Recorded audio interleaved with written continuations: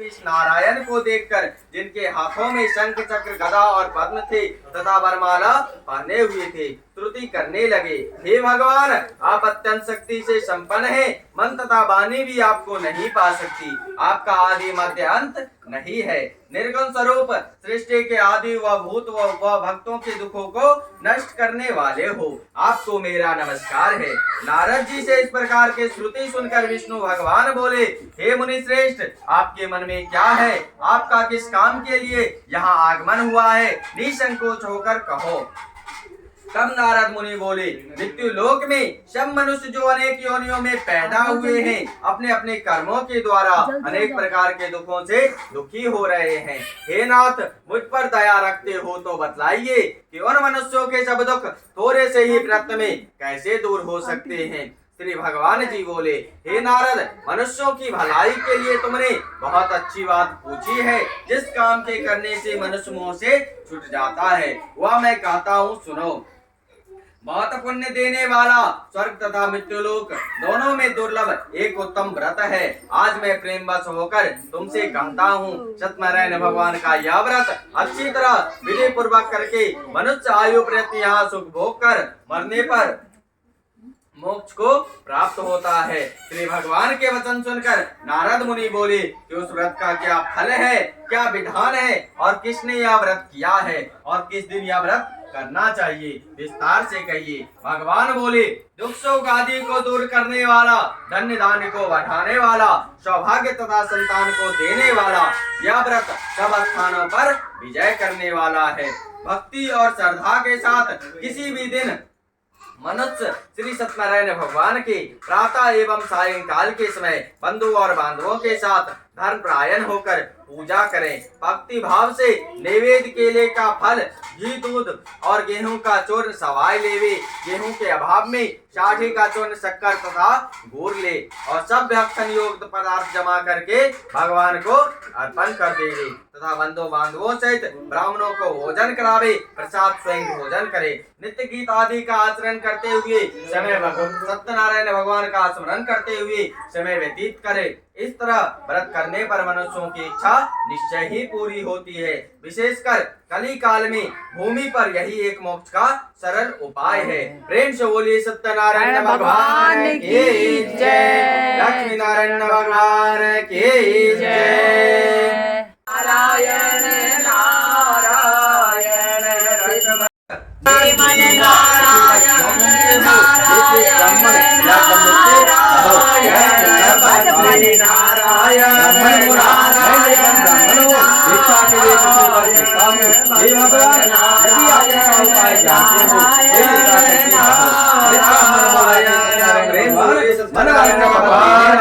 जिसने पहले समय में इस व्रत को किया है उसका इतिहास कहता हूँ, ध्यान से सुनो। सुंदर काशीपुरी नगरी में एक अत्यंत धन ब्राह्मण था। वह भूख और प्यास से बेचैन हुआ। नित्य भगवान अंतर्ध्यान हो गए। जिस व्रत को वे ब्राह्मण ने बतलाया है मैं उसको करूँगा, यह निश्चय करने पर उसे रात में नींद भी नहीं आई। वह सवेरे उठकर सत्यनारायण भगवान का निश्चय कर भिक्षा के लिए चला।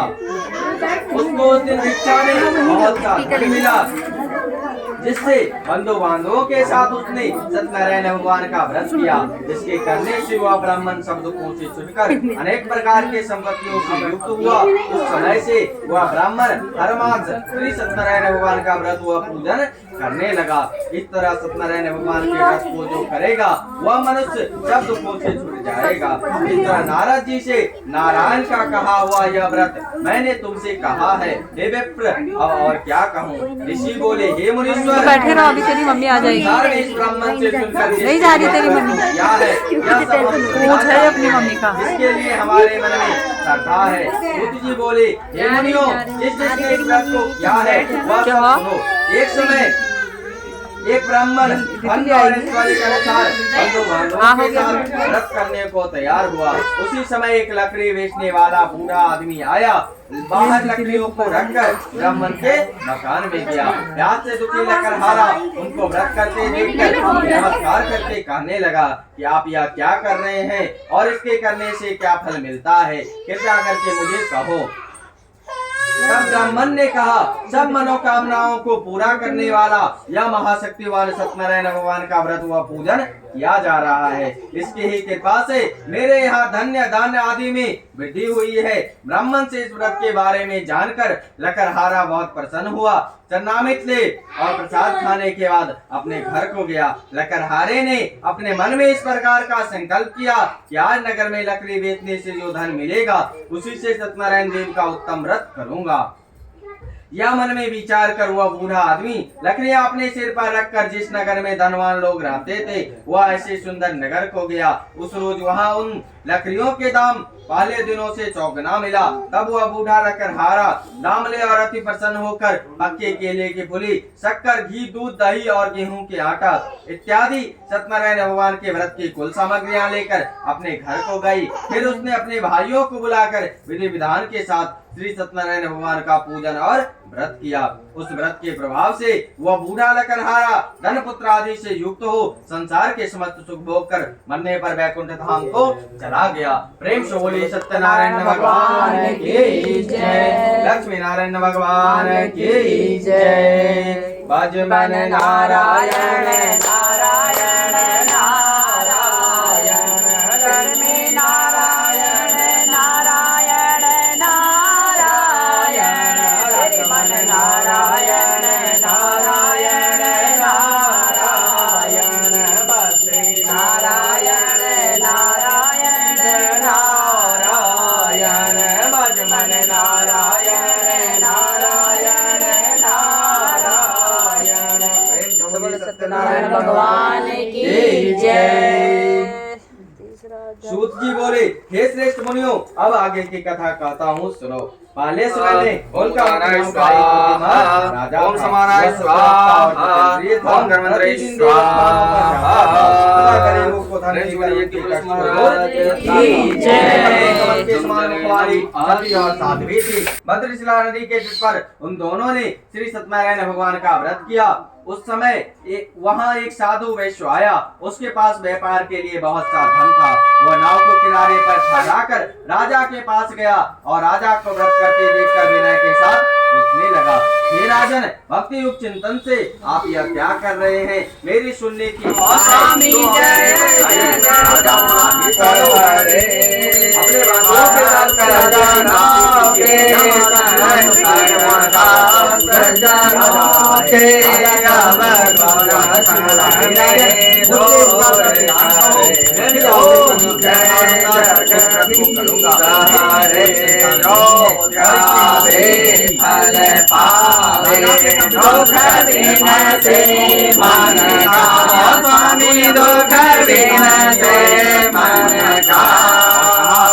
मेरी संतान होंगी तब मैं श्री व्रत को करूंगा। साधु ने ऐसी बताई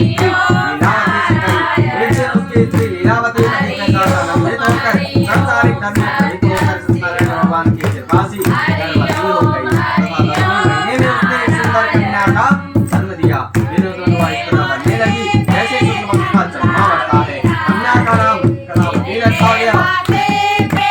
तब लीलावती मीठे साधु ने अपने पति से कहा, जो आपने संकल्प किया था श्री सत्यनारायण भगवान का व्रत करूंगा, आप उसे करें। साधु बोला, हे प्रिय, इसके विवाह पर करूंगा। इस प्रकार अपनी पत्नी को आश्वासन दी। वह नगर को चला गया। कलावती वृद्धि में वृद्धि को प्राप्त हो गई। साधु ने जब नगर में सखियों के साथ अपनी पुत्री को देखा तो तुरंत दूर बुलाकर कहा कि पुत्री के वास्ते कोई शीघ्र वर देख लाओ। साधु की आज्ञा पाकर वो कंचन नगर पहुंचा और वहां बड़ी खोजकर देखभाल कर लड़की के लिए सूरज वाले मुनि को ले आया और उस लड़के के साथ साधु ने अपने बंधु बांधवों के साथ संचित अपनी पुत्री का विवाह उसके साथ कर लिया। किंतु दुर्भाग्यवश विवाह के समय भी उसने सत्यनारायण भगवान का व्रत करना भूल गया। तब श्री भगवान क्रोधित हो गए और श्राप दिया कि तुम्हें दारुण प्राप्त होगा। अपने कार्य में कुशल साधु बनिया जमाता से समुद्र के समीप स्थित रतनपुरी नगर में गया और वहां दोनों से कुल जमाए राजा चंद्रकेतु के सेवन में व्यापार करने लगा। एक रोज भगवान सत्यनारायण की माया से प्रेरित कोई चोर राजा का धन चुराकर भागा जा रहा था। किंतु राजा के दूतों को आता देखकर चोर ने घबराकर भागते हुए राजा के धन को वहीं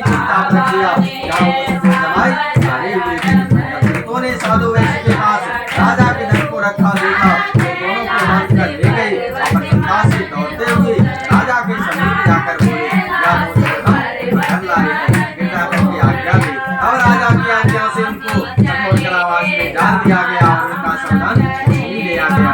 सत्यनारायण भगवान के श्राप द्वारा उनकी पत्नी भी घर पर बहुत दुखी हुई और घर पर जो धन रखा था वो छुड़ाकर ले गई।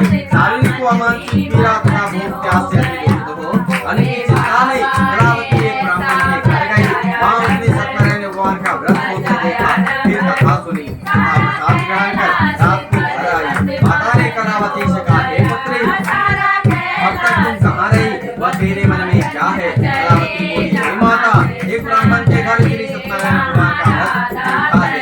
कन्या के वचन सुनकर लीलावती भगवान के पूजन की तैयारी करने लगी।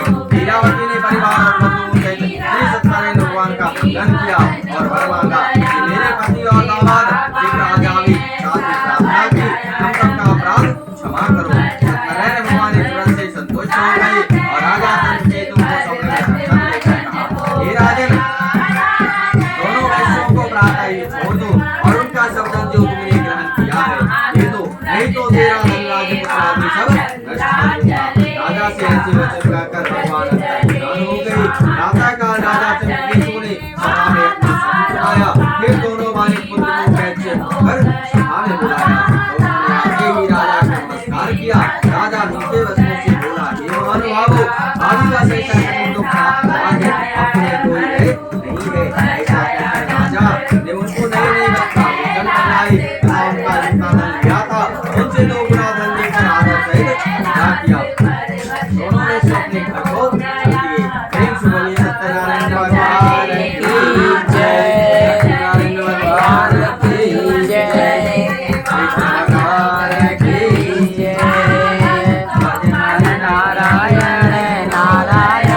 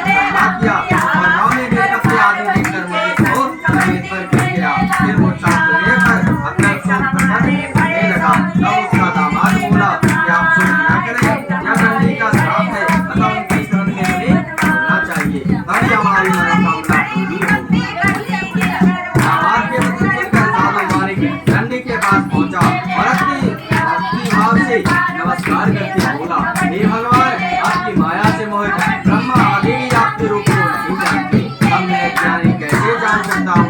आप प्रसन्न होइए, मैं सामर्थ्य अनुसार आपकी पूजा करूंगा। मेरी रक्षा करो। माले के समान नौका में भर दो। उसकी भक्ति युक्त वचन सुनकर भगवान प्रसन्न हो गए। उसकी इच्छा अनुसार वर देकर अब उन्होंने नाव बनाकर देखा, नाव दान से परिपूर्ण है। फिर वह सत्यनारायण भगवान का पूजन कर साधुओं से अपने नगर को चला। अपने नगर के निकट पहुंचकर अब दूसरों को घर ले जा। दूसरे साधु के घर जाकर उनकी स्त्री को नमस्कार करके कहा, साधु अपने दामाद से इस नगर की समीप आ गए थे। ऐसा वचन सुन साधु के स्त्री बड़े हर्ष के साथ सत्यदेव का पूजन कर पुत्री से कहा, मैं अपने पति के दर्शन को चाहती हूँ, तुम कार्य को लेकर शीघ्र आना। माता के ऐसे वचन सुनकर कलावती प्रसाद छोड़कर पति के पास गई। प्रसाद के बच जाने के कारण सत्यदेव ने रुष्ट हो उसके पति को नाव सहित पानी में खो दिया। कलावती ने अपने पति को न देखकर रोती हुई जमीन पर गिर गई। इस तरह नौका को डूबा हुआ तथा कन्या को रोता हुआ देख साधु दुखित हो बोला, हे प्रभु, मेरे या मेरे परिवार से जो भूल हुई है उसे क्षमा करो। इसके दीन वचन सुनकर सत्यदेव प्रसन्न हो गए और आकाशवाणी हुई, हे साधु, तेरे कन्या मेरे प्रसाद छोड़कर आई है, इसीलिए इसका पति अदृश्य हुआ है। यदि वह घर जाकर प्रसाद खाकर लौटे तो इसे पति अवश्य मिलेगा। ऐसी आकाशवाणी सुनकर कलावती कर प्रसाद खाया, फिर आकर पति के दर्शन किए। तत्पश्चात साधु ने अन्य बालकों से सत्यदेव का पूजन किया। उस दिन से वह सत्यनारायण भगवान का पूजन और कथा फिर लोग को प्रेम से बोले सत्यनारायण भगवान की जय।